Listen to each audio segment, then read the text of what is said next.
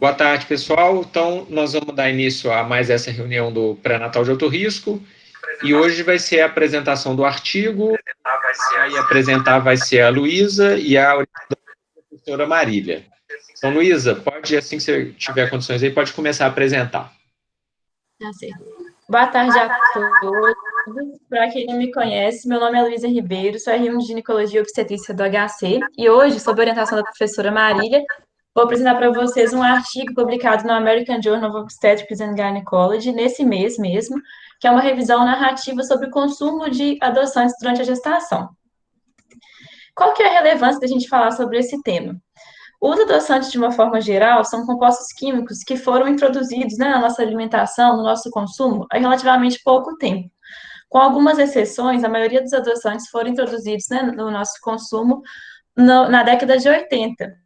E isso, somado ao fato, né, de que cada dia mais vem aumentando a ocorrência de doenças cardiovasculares, de obesidade, de diabetes, o consumo de adoçantes vem só subindo. A gente vê que entre 99 e 2012, entre os adultos, o consumo foi de 27% aproximadamente para mais de 40%, enquanto entre crianças o consumo praticamente triplicou nesse mesmo tempo. A gente percebe ainda que entre as pessoas que fazem uso de adoçantes, a maioria faz o uso diário, e ainda, né, pensando mais no nosso público, é importante saber que mulheres consomem mais adoçantes do que homens. E apesar de todo esse aumento no consumo, a segurança do consumo de adoçantes, seja para a saúde de um modo geral, seja durante a gestação, ainda não, é uma coisa que ainda possui muitos questionamentos. E é muito importante a gente falar disso, porque os adoçantes, em sua maioria, são compostos químicos artificiais, né? E alguns estudos feitos nos Estados Unidos que mostram, que procuraram em amostras de sangue de gestantes, mostraram que na maioria das pacientes havia compostos químicos, né, fosse de origem alimentar, de origem ambiental, que de alguma forma poderiam comprometer o desenvolvimento fetal, né, por exemplo, produtos do plástico, né, que eles são liberados quando o plástico é aquecido, mercúrio, chumbo, o próprio tabaco, álcool. E a gente não quer que os adoçantes entrem nesse grupo, né, de compostos químicos presentes no sangue das gestantes, né, porque são consumidos com frequência e que causem mal para os fetos. Então, a gente quer saber se é seguro ou não consumir adoçantes na gestação. Na minha apresentação, eu vou focar principalmente nos adoçantes que são liberados para consumo nos Estados Unidos, porque é sobre eles que a revisão vai falar. E aqui eles estão representados. A gente pode ver no canto superior esquerdo, né, a sacarose, que é o açúcar da cana, o açúcar comum. A gente tem a representação da sua molécula química, e a gente vai, então, comparar com o aspartame, a sulfame de potássio, a sucralose, a estévia e a sacarina, que são os adoçantes liberados para consumo nos Estados Unidos. A gente vê que a molécula química deles, todos têm algum tipo de alteração, né, quando comparados com a sacarose, e isso que vai ser responsável pelo maior efeito do soro que eles têm. A gente vê que o menor deles, eles ativam de uma maneira muito mais potente os receptores de doce, encontrados tanto na língua quanto nos intestinos e em vários outros tecidos do organismo. A gente vê que o menor deles, por exemplo, tem um efeito 200 vezes maior do que o da sacarose em si. E isso vai estar relacionado aos efeitos que eu vou falar um pouquinho mais para frente. Aqui eu coloquei só para ilustrar as marcas, né, que a gente tem, como esses adoçantes são comercializados no Brasil. É uma imagem, é um slide totalmente ilustrativo, porque as marcas, elas possuem vários tipos de adoçantes. E em relação a sulfame de potássio, só um comentário, apesar dele ser também liberado para o consumo como adoçante, né, de um modo geral, ele é mais utilizado de maneira industrial aqui no Brasil. Então, a gente não encontra ele tanto, assim, disponível na mesa, vamos dizer assim, né, para a gente colocar nas bebidas, alimentos, mas ele está presente em vários produtos que a gente consome industrializados. A título de curiosidade, é importante falar que no Brasil, além desses 5 tipos de adoçante, nós temos também o Neotame e o ciclamato liberado para consumo. O ciclamato, ele tem toda uma polêmica envolvendo ele, né? Ele já é um adoçante mais antigo, consumido desde a década de 40, só que quando foi na década de 60, apareceu um estudo com alguns viés que sugeria que um dos seus metabólitos estaria relacionado à ocorrência de câncer de bexiga. Nessa época, então, ele foi suspenso, né? O seu uso foi suspenso, Só que estudos subsequentes mostraram que isso não ocorria, né? Não conseguiram chegar nesse mesmo desfecho. De forma que em 85 foi novamente estabelecido que ele não era uma substância cancerígena, então ele voltou a ser consumido no Brasil e em diversos outros países. Mas atualmente ele não é aprovado nos Estados Unidos, mas pelo que eu entendi, mais por uma questão mercadológica do que por uma questão científica. Isso é só a título de curiosidade mesmo, porque infelizmente a revisão não aborda esses dois adoçantes. Bom, no artigo a gente encontra essa tabela que mostra para a gente qual seria a ingesta diária aceitável de adoçante, ou seja, qual a dose máxima que a gente poderia consumir de cada adoçante, né? Isso vai ser representado por miligramas por quilo. Aqui a gente tem também, né, mais à direita, o quanto isso corresponderia a saquinhos de adoçante, a latinhas de refrigerante. E esse slide, ele chama atenção para a gente pelo seguinte, que apesar de haver estudos que mostrem quais seriam, vamos dizer assim, as quantidades aceitáveis de consumir, infelizmente, a regulamentação para como esses adoçantes vão ser expressos nos rótulos dos produtos ainda é um pouco fraca. A gente tem, por exemplo, que nos Estados Unidos não é obrigatório você ter a quantidade do adoçante. Você tem que falar que ele está no seu produto, mas não precisa falar o quanto de adoçante que tem. E isso vai fazer, por exemplo, que a pessoa às vezes consuma mais adoçante do que essa dose, essa quantidade recomendada, né? E também isso chama atenção para um outro fator, que é que a gente chama de ingesta, que seria uma ingesta inconsciente de adoçante. Porque justamente por não ter uma regulamentação muito forte de como mostrar no rótulo quanto de adoçante tem, muitas vezes a gente acaba consumindo produtos que a gente nem imagina que tem adoçantes, mas contém. Né? Atualmente eles não estão mais restritos, né, apenas aos produtos diets e tudo, eles estão cada vez mais usados nos mais diversos tipos de alimentos, de bebidas, inclusive de medicamentos. O próprio Pedialyte, né, que é aquele soro para reidratação oral, ele contém adoçantes na sua composição. Bom, e uma vez ingeridos, os adoçantes eles vão ser absorvidos no intestino delgado e a metabolização vai depender de cada tipo de adoçante. O aspartame, ele é completamente metabolizado, vai liberar, então, 3 tipos de metabólitos na corrente sanguínea, sendo um deles a fenilalanina, logo, né, ele é contraindicado para pacientes com fenilcetonúria. A estévia também é completamente metabolizada pelas bactérias do trato gastrointestinal, os seus metabólitos que vão circular pelo organismo, e os outros 3 adoçantes, eles não são metabolizados. A gente encontra a molécula, né, circulando na sua forma original, vamos dizer assim, a partir da sua ingestão. E eles vão ser eliminados tanto pela urina quanto pelas fezes. E é interessante ressaltar que a sucralose, ela não é metabolizada e ela pode ser encontrada, né, inalterada na urina até 5 dias depois do seu consumo. Então, é uma substância que fica circulando no organismo por um tempo. E uma vez no organismo, os adoçantes eles vão levar ao aumento da secreção de incretinas, né, o GLP-1 e o GIP. A gente sabe que o GLP-1 principalmente tem efeitos benéficos no organismo, né, como estimulação da liberação de insulina, retardo do esvaziamento gástrico, mas de uma maneira geral, os adoçantes vão fazer com que ocorra um aumento da liberação de insulina, mas também um aumento na absorção de glicose. Então, a gente tem que tomar muito cuidado para quando os adoçantes forem consumidos juntos com as outras fontes de carboidrato, né? Porque vai haver uma absorção maior dessa glicose.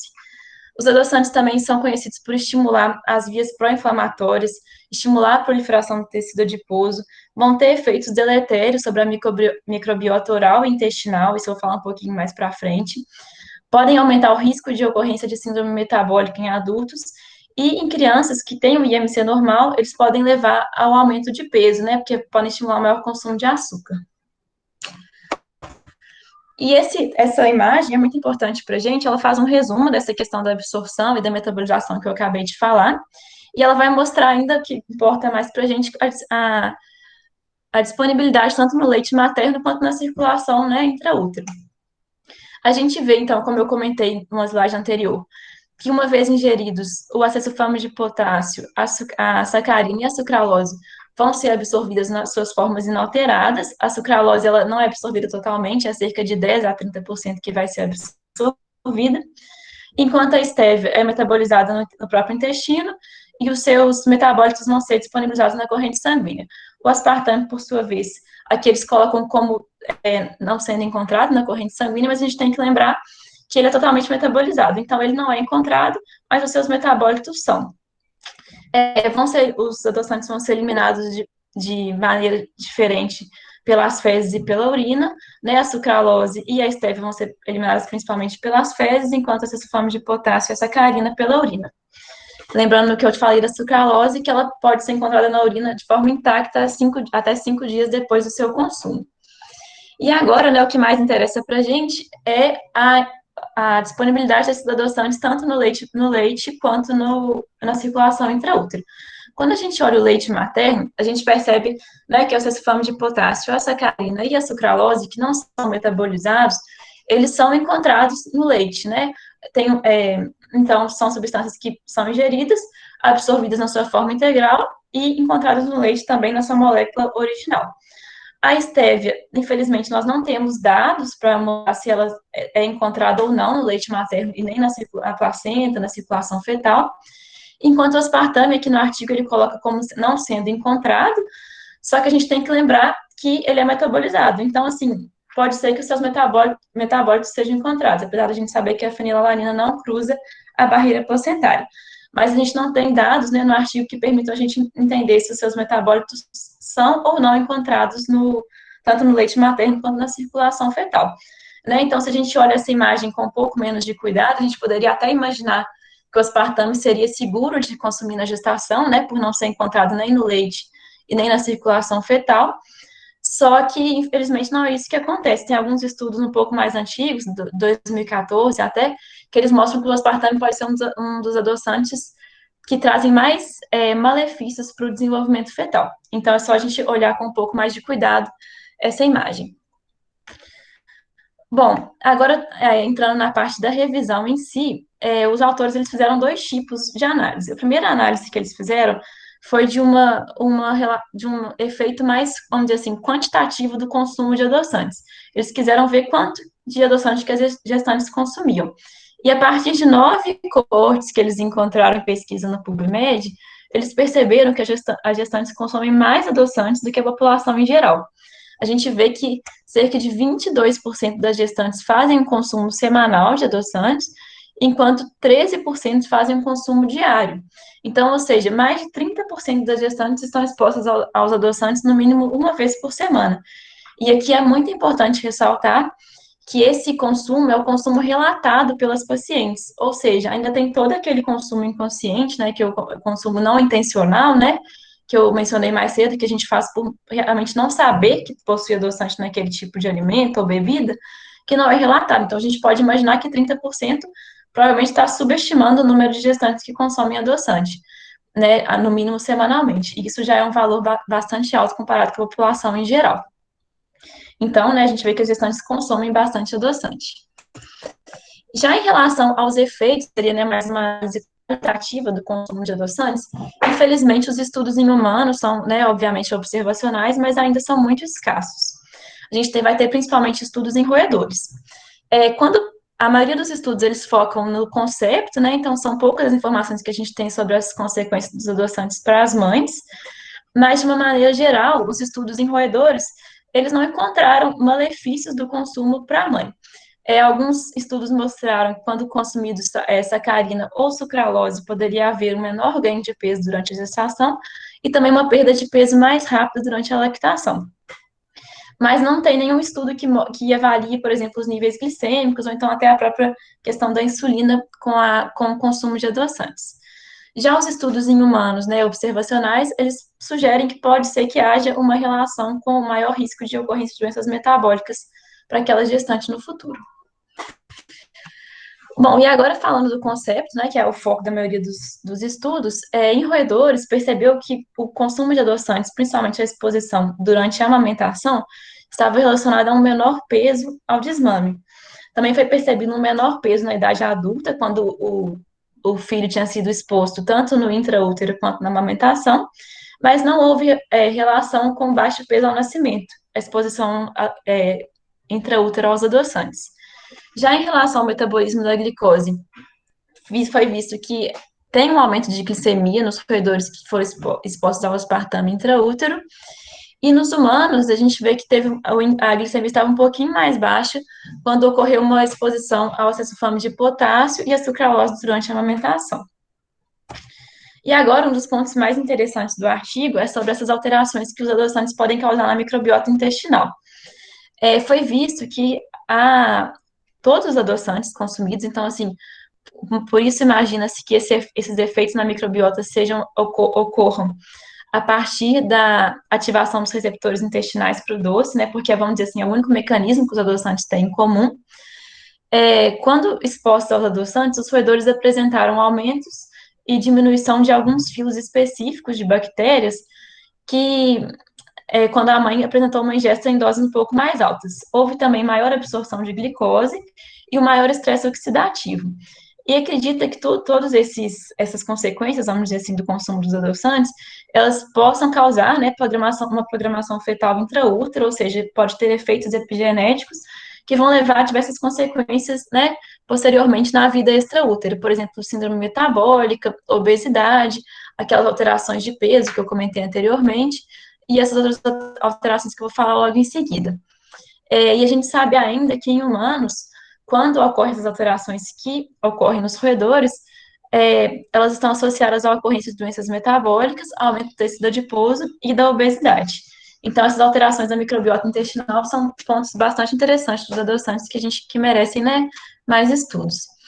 Por fim, mostrou também que pode haver uma menor capacidade de metabolismo hepático após a exposição a adoçantes, e ainda que os filhos, né, de mães que tinham sido expostas a ingestas ao adoçante durante a gestação, eles tinham uma preferência maior por doce, tinha um paladar para doce alterado, né, com uma preferência por alimentos mais doces.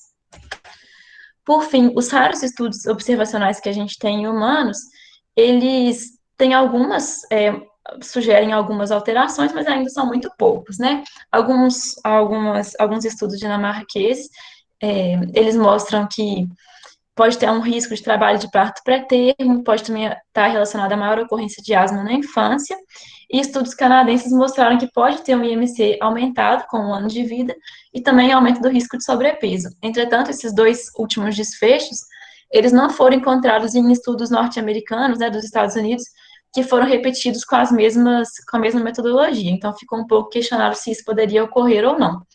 E a gente tem sempre que lembrar também, no caso de estudos com seres humanos, que dessa ingesta desconhecida, né, essa ingesta não intencional. Então, às vezes, a gente vai subestimar a ingesta de adoçantes para fazer um estudo e isso pode alterar os resultados. Bem, infelizmente, então, a gente ainda não tem nenhuma evidência robusta sobre a segurança, né, do consumo de adoçantes na gestação. Parece não ser uma coisa tão segura, mas a gente ainda não tem evidências robustas para afirmar isso com certeza. De forma que, atualmente, o que a gente pode recomendar é consumir com moderação, né, principalmente nos pacientes que têm diabetes, obesidade, porque muitas vezes a pessoa acha que só o simples fato dela estar consumindo um adoçante tá deixando a alimentação dela saudável, mas não é bem assim. A gente sabe que pode ter alguns riscos e cabe, né, a gente orientar esse consumo com moderação. E também, né, acho que o que esse artigo mostra pra gente é que é um tema que precisa ser estudado, né, porque o consumo é muito grande, a gente vê que no mínimo 30% das gestantes consomem adoçantes no mínimo uma vez por dia, e está sendo cada vez mais utilizados nos diversos tipos de alimentos, bebidas e mesmo medicamentos, então a ingesta está cada vez mais aumentando. E lembrando dessa ingesta não intencional, então às vezes mesmo que a pessoa ache que ela não está ingerindo, ela pode estar ingerindo adoçantes. Então saber a segurança desse consumo é imprescindível para melhor qualidade de vida, tanto da saúde de modo geral, quanto para a gente saber se há ou não, né, riscos a longo prazo para o desenvolvimento fetal e futuramente para o indivíduo que vai nascer. Então, essas são as conclusões do artigo, e de uma maneira pessoal também, o que esse artigo me fez refletir bastante, é reforçar a importância das orientações gerais no pré-natal, né, que às vezes a gente fica muito focado na parte de medicamento, na parte de exames, né, de intervenções que a gente pode fazer, e a gente a gente acaba esquecendo de dar aquelas informações gerais, como, por exemplo, as informações dietéticas, e a gente vê que talvez fazendo isso de uma forma com um pouco mais de calma, né, orientando melhor os gestantes, a gente já pode evitar com que elas se exponham a várias substâncias que podem, de alguma forma, acabar alterando, né, assim, atrapalhando o desenvolvimento fetal. Bem, era isso que eu tinha para trazer para vocês, e aberta agora para discussões e dúvidas. Obrigado, Luísa, pela apresentação que ficou muito boa, inclusive pelos dados que você acrescentou no início, né, além do artigo, acho que ilustrou bem. Obrigada. Vou passar a palavra para a professora Marília para fazer os comentários dela e depois a gente abre para quem mais quiser fazer algum comentário. Então, professora Marília, pode começar. Estão me ouvindo? Sim, sim. Alô? Boa tarde para todos, né? Primeiro eu queria dar os parabéns para a Luísa, que muito melhor ainda que a apresentação dela foi a compreensão que ela teve desse artigo. Realmente é uma residente muito boa e foi surpreendente assim para mim esse contato com ela. Obrigada. Esse artigo é um artigo bastante recente, né? Foi publicado esse mês, né? E eu me lembro da gente ter discutido já aqui no Pinar, há algum tempo atrás, alguma coisa sobre adoçante.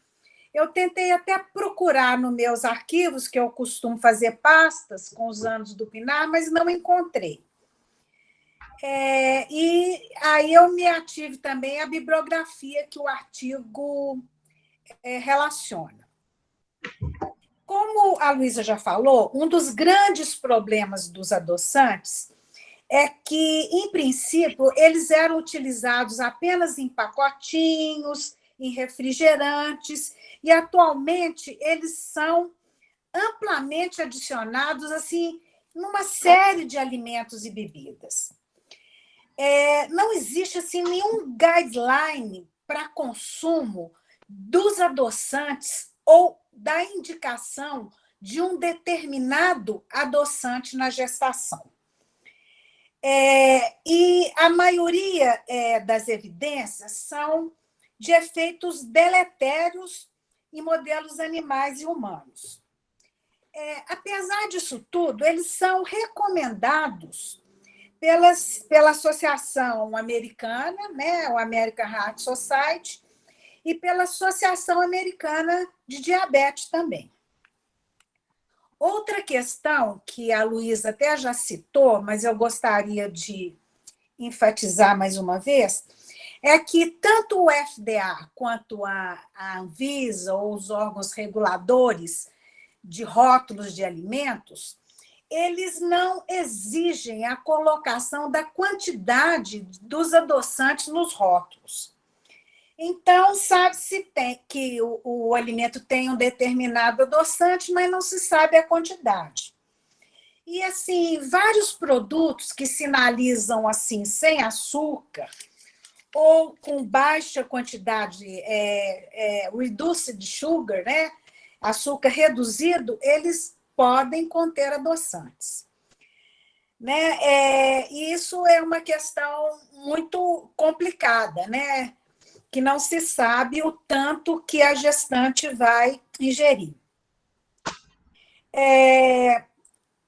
A gente ficou assim buscando uma recomendação do adoçante que seria mais indicado na gestação, e nós não encontramos isso.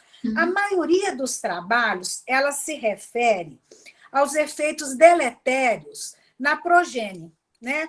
Então, é essa questão, né? Eu achei que você, Mário, até ia gostar muito disso, e é claro que você já deve ter ouvido falar nisso, nessa questão da programação fetal que acontece na descendência das gestantes que usaram os adoçantes. Né? Eu sei que você gosta muito desse tema, né? A primeira vez que eu ouvi falar nisso, né? Nessa questão epigenética da teoria de Barker, eu até discuti isso com você, né? A teoria de Barker, né? Que está relacionada, né? Ao crescimento intrauterino restrito, né? Então, essa questão é uma questão muito interessante. E esses mecanismos, né? A Luísa já citou muito bem a questão da ligação dos adoçantes de uma maneira muito mais forte aos receptores do que o açúcar, né? Eles se ligam muito mais fortemente aos receptores, né, do que o próprio açúcar, né? Eles estimulam a secreção de insulina, consequentemente de incretina, né? E um aumento, né, da absorção de glicose, né? Isso em pesquisas animais, em modelos animais e humanos, né? E isso também é a questão do consumo do adoçante junto com o açúcar, né? Todos nós sabemos que é muito comum a gente, ao finalizar uma refeição, um cafezinho com adoçante, mais um pedaço de doce, né? Essa ingestão conjunta aumenta a absorção da glicose. E aí, consequentemente, a questão das desordens metabólicas, a mais comum, a síndrome metabólica, né?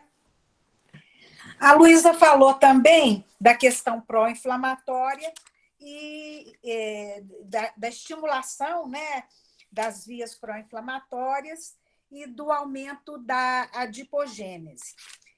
E também da questão da flora intestinal, né, que hoje é um campo de pesquisa muito grande para elucidação da obesidade, né? Porque a obesidade não é uma doença tão simples de ser entendida, não é uma questão de ingestão de perda, né? Existem fatores muito mais complexos relacionados, né? E a flora intestinal é um deles, né? E esses adoçantes, eles interferem também na flora intestinal no sentido de diminuir as bactérias que são consideradas benéficas, né? E aumentar, né, aquelas que são relacionadas, tem uma correlação inversa com o ganho de peso, né? O que levaria à intolerância à glicose, a carboidratos e à obesidade. Muito bem. A própria estévia, né, não se conhece muito bem, né? A Luísa falou que não se sabe a questão da metabolização, né? Mas parece que foram encontrados alguns metabólitos dela no sangue também, né? Outra coisa que eu gostaria de citar é os estudos, né? Tem 2 coortes dinamarqueses, né? Relacionando o consumo de adoçantes ao parto pré-termo, né? Mas o odds ratio foi em torno de 1,38, o outro foi 1,1, apesar de serem estatisticamente significativos esses resultados. E no caso da relação com asma, né, foi 1,30 o odds ratio, e com relação à rinite alérgica, não teve significância estatística, né? Eu voltei nesses trabalhos que eu consegui encontrar a fim de colocar esses dados que eu acho importantes. O coorte canadense, ele também teve um odds ratio de 1,31, mas o intervalo de confiança foi encostadinho no 1. Né? Não, passou pelo 1,31 de odds ratios e o intervalo de confiança passando pelo 1. Então, essa questão do aumento de peso do índice de massa corpórea no primeiro ano de vida, né, desses recém-nascidos submetidos intraútero às mães que utilizaram adoçantes, não teve significância estatística. Outra coisa que a gente gostaria de falar é que a maioria desses estudos, eles avaliam refrigerante diet ou zero. E, mais uma vez, não consideram o uso de adoçantes em outros alimentos. Então, assim, a melhor indicação é o uso moderado ou não uso do adoçante durante a gestação, principalmente tentando prevenir esses danos na progênie, né, com relação a doenças futuramente que possam ser adquiridas. É isso, gente. Obrigado, professora Marília. Sem dúvida, interessante nosso dia, né? A gente está cercado de adoçante por todos os lados e a gente fica sempre na dúvida, será que vale mais a pena o açúcar, que acaba gerando outros problemas, né, ou o adoçante mesmo? Eu acho que, como vocês deixaram bem claro, eu uso com moderação, né? Mas é difícil também a gente ponderar o que é essa moderação, qual que é o ideal, né? Tem até umas perguntas aqui no chat a respeito disso. Qual seria a quantidade recomendável? Acho que essa resposta a gente não tem, claro. E também... Especificamente só sobre essa quantidade, né, assim, é claro que aquela tabelinha, né, Luiz? a gente não tem a questão da segurança, né, mas se for pensar só no adoçante, tem a tabelinha no artigo, depois eu posso até mandar aqui no chat, às vezes, que varia A gente até mandou o artigo para todo mundo, mas assim, é difícil, você não vai quantificar aquilo. Exatamente. Porque ali tem um número de pacotinhos, mas e se você usa o líquido? Você tem que ficar fazendo um monte de conta. Exatamente. Lógico, professora. Bom, aí vou pegar especificamente, mas se vale para gestante diabética, vale também para gestante, né, para o adulto em geral, né? Essa foi uma preocupação grande que o grupo de diabetes, quando estava escrevendo o manual de tratamento, né, que saiu no ano passado, né, o manual de tratamento de diabetes, né, a recomendação brasileira, e lá no manual, né, foi feita essa conversão, exatamente pelo fato de a população brasileira ser uma população que gosta muito mais do uso dele em gotas do que em pacotinho, né, em sachês, né. Então, o estudo da tabela, que é essa tabela que ela comenta, né, que é a tabela também que tem no manual de diabetes do Ministério, para você fazer a conversão em sachê, isso significa máximo de 6 sachês ao dia, tá? E 15 gotas ao dia.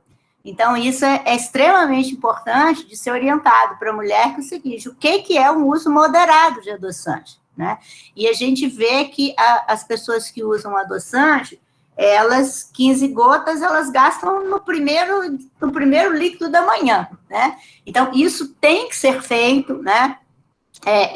Quando eu estava lá no ambulatório de diabetes, esse era um ponto, né, em que as meninas da enfermagem checavam todas as segundas-feiras com cada uma das gestantes, né, assim, qual adoçante ela estava tomando, se era em sachê, se era em gota, exatamente para poder pegar essa quantidade, né? Então, o grupo de diabetes, né, que foi responsável pela construção do manual, fez a conversão exatamente para facilitar para a gente. Então, o que a gente deve orientar para elas é que tem que ler rótulo, né, e não ingerir alimentos que tenham edulcorantes, né? E que o adoçante dela não pode ultrapassar 6 sachês por dia ou 15 gotas, né? Então, essa é a recomendação bem prática, já que ali, para ela, né, e mesmo para a gente, quando a gente olha, né, assim, 11 miligramas por quilo, o que isso significa, né? Como é que eu converto isso, né? Então, é só porque tem esse jeito prático de converter aí. Ótimo, né? Fica mais fácil da gente entender como orientar nossas gestantes. Alguém mais quer fazer mais algum comentário? Ô, Mário, eu só queria reforçar essa mensagem final, que a Luísa captou muito bem, apesar do aspartame não ser totalmente metabolizado no intestino, parece que ele é o pior de todos. E pelo fato de causar essas alterações que já estão bem estabelecidas, né?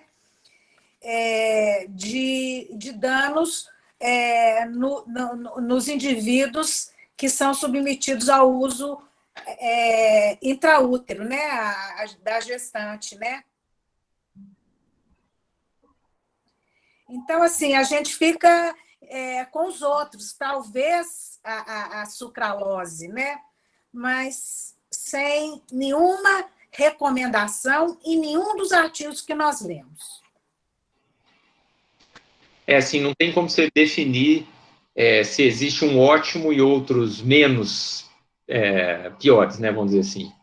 Mas eu acho que, principalmente para gestante diabética, como chamou a atenção a professora Regina, é uma alternativa muito boa, né, para o controle. A gente, apesar da gente não ter essa segurança, por outro lado, também a gente não tem nenhum efeito significativo, assim, de malefício imediato, né? Se tem um malefício, vai ser um efeito pequeno e talvez no longo prazo, assim, no curto prazo, em princípio, a gente tem muito tempo de uso e muita experiência, muitas pessoas que usam, até por esse uso inadvertido e desconhecido aí que a Luísa chamou a atenção, e sem maiores complicações, né? Então, eu acho que, de forma geral, eles são um instrumento bom, um instrumento seguro para a gente conseguir controlar a glicemia aí das nossas gestantes diabéticas. E também acho que muitos dos malefícios dos adoçantes também acabam se confundindo com os malefícios do próprio diabetes, né, durante a gestação, a questão do maior peso, né, na vida adulta. Então, também acho que tem essa dificuldade, às vezes, de... O problema de todas essas intervenções nutricionais, uso de vitaminas, macronutrientes, é que os efeitos, eles são sempre muito pequenos, né, muito discretos. Sim. Então, é difícil, assim, e muito sobrepostos uns com os outros, né? É difícil isolar o efeito de determinado macronutriente ou de determinada substância especificamente. Quando o efeito ele um efeito muito nítido, né, a gente descobre rápido. Então, por exemplo, igual o exemplo clássico da talidomida. Quando um remédio provoca uma malformação muito nitidamente, rapidamente ele é descoberto. Agora, nesses outros produtos, são muitas coisas que estão envolvidas e quando o efeito é pequeno, a gente fica um pouco no ar mesmo. Mas eu acho que a mensagem final aí do seu trabalho do trabalho que vocês apresentaram, é que eles são relativamente seguros, mas que ainda não tem muita informação a respeito. Dificilmente a gente vai ter um corpo de informação assim, muito significativo. Então, como tudo na gestação e tudo na vida, a recomendação é use com moderação. É isso mesmo, Marília? Ô, Mário, só para lembrar aqui, um outro artigo que eu mandei para a Luísa, que ela leu também, é de uma revista de toxicologia, fala aqui que o danado do aspartame, ele foi estudado em modelos animais e foi demonstrado que pode aumentar a incidência de tumores malignos na vida futura desses indivíduos, né? Particularmente linfoma e leucemia. Isso é com relação ao aspartame, não com relação aos outros. Pois mas também da mesma forma, não é aquele efeito super significativo, é uma relação que quem escreve o trabalho fica tentando de todo jeito achar alguma coisa para conseguir publicar, né? Então, é aquela tortura estatística que eles fazem com o dado. Então, continuamos na mesma, né? Lógico que talvez o aspartame vai ser um dos últimos a ser escolhido, quando você vai escolher, já tem toda essa experiência aí, muita coisa recomendando contra o aspartame, mas nós temos uma série de outras opções aí disponíveis no mercado. Luísa, você quer coisa? Não, acho que era isso mesmo. Agradecer a orientação da professora Marília. Foi ótimo. Então tá, gente. Então, obrigado. Semana que vem a gente provavelmente vai apresentar mais um protocolo, provavelmente o de mola. Vou ver com o de doença trofoblástica gestacional. Vou ver com o professor Gabriel se ele está disponível para comentar. Se ele tiver, a gente vai apresentar o de doença trofoblástica, a atualização do protocolo. Então tá, muito obrigado a todos, até a próxima.